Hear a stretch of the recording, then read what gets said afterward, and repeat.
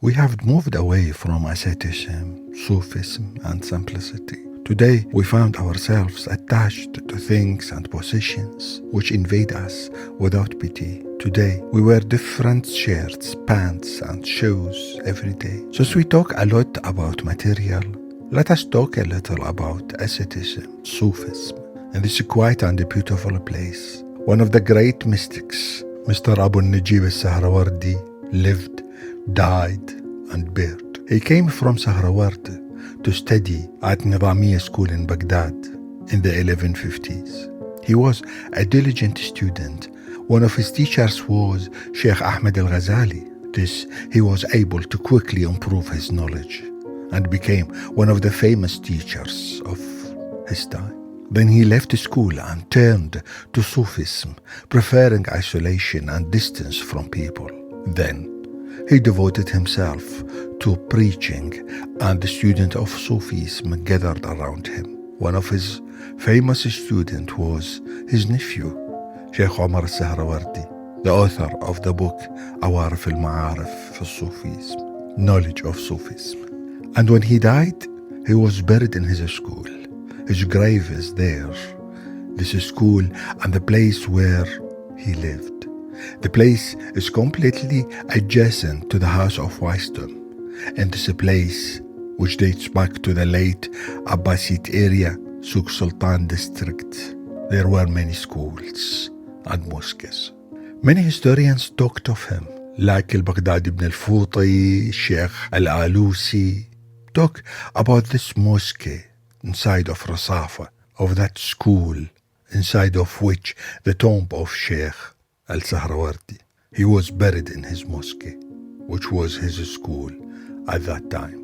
The school remained there until the middle of the 20th century, when it was destroyed and turned into an officers' club, while the tomb of Al-Sufi, Aboalnajib, is situated in one of its rooms. One of his most famous books, Ethics of Disciples, which is recommendations for becoming an ideal Sufi. According to him, Sufism is a behavior and rules. His book, written in chapter form, talks about Sufism, advice on worship, how best to eat, dress, travel, and trade. The book often praises poverty, incites hunger, wears repaired clothes, etc. And all that relates to the mystics in the Middle Age.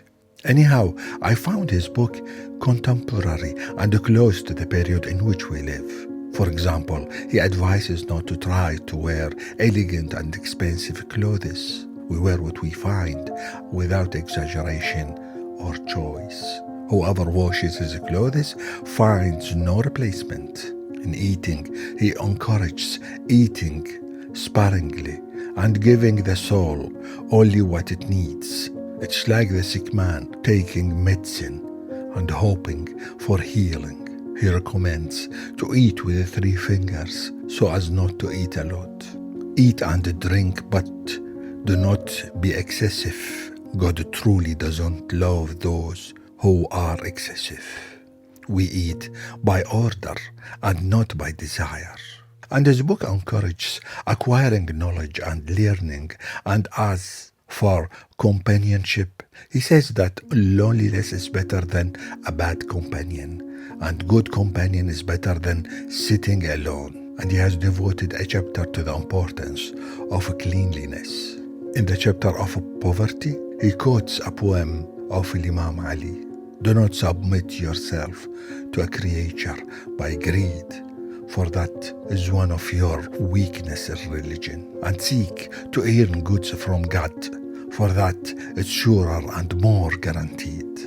And get away from the religion of kings, because kings have renounced their religion-seeking life. The book calls for the good treatment of others and putting up with the evil of people.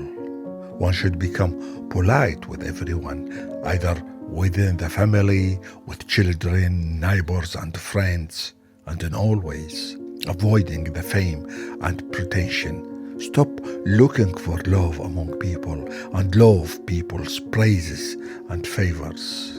Aboalnajib lived his last days here. In this quiet place, here was his school, and here was his lessons on simplicity and on Sufism.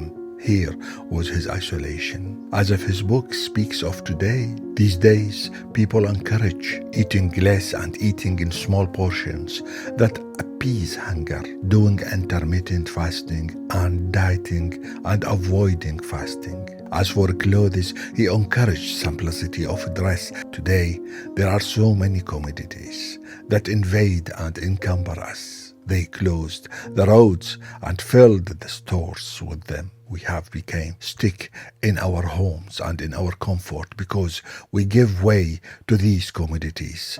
And in the streets, we can no longer walk because of the goods and the transport and storage. People, instead of repairing their clothes, they throw them away and buy new ones. So the profession of those who repair clothes has disappeared. And today we exaggerate in our dress and grooming. We have forgotten that elegance is in simplicity. We are drowned in these commodities which have become everywhere. They suffocate us. Sometimes the simple is more beautiful than the exaggeration.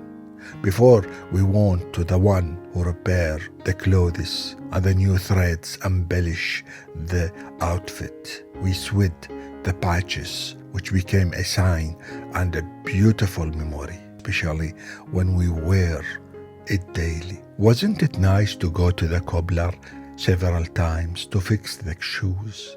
Each time the shoemaker found a different solution. Our life was simpler. There was not this chaos that surround us today. The goods took the best places in our houses. We became victim of these goods. How beautiful was to walk in simple clothes and jacket with which we spent years. Today we run in all directions to ensure our life and materials. However, I meet from time to time Sufis, ascetics of nature and without school, Sufis in their life, in their food, in their clothes, in their behavior, and in their car. They cling to nothing and pass this life with a light and confident smile, moderate in everything, in eating, in wearing clothes, in behavior. And here I quote a poem in Iraqi dialect that I find sums up asceticism and Sufism. You run, you collect money. How much do you want to live? The shroud has no pockets like the dish dasher. Thanks.